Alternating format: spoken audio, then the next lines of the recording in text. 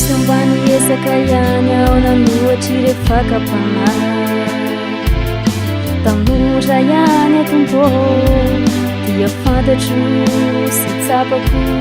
fa maro izy refakapanahy zay mitady andavanahy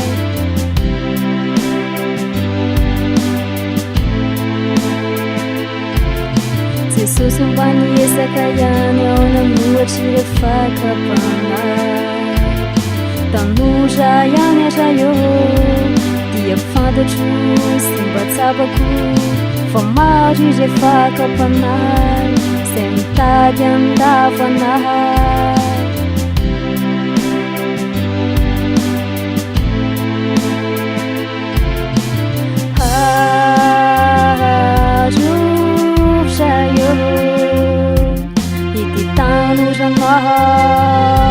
Mba tsy hosolafaka fa sarotra ny lalako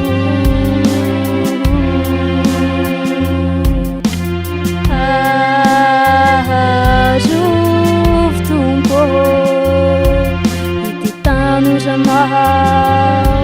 mba tsy hosolafaka fa sarotra ny lalagna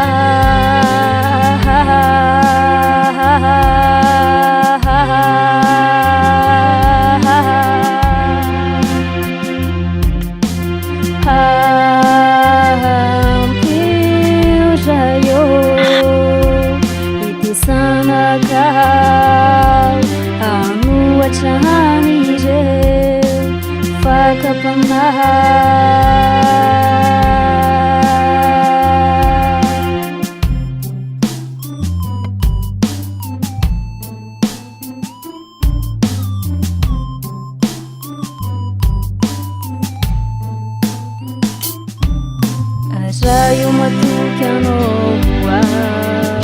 fa ianao itantanay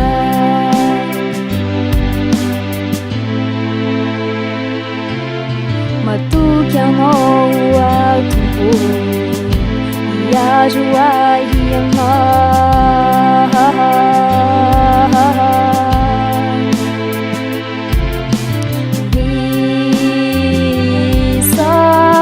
sayo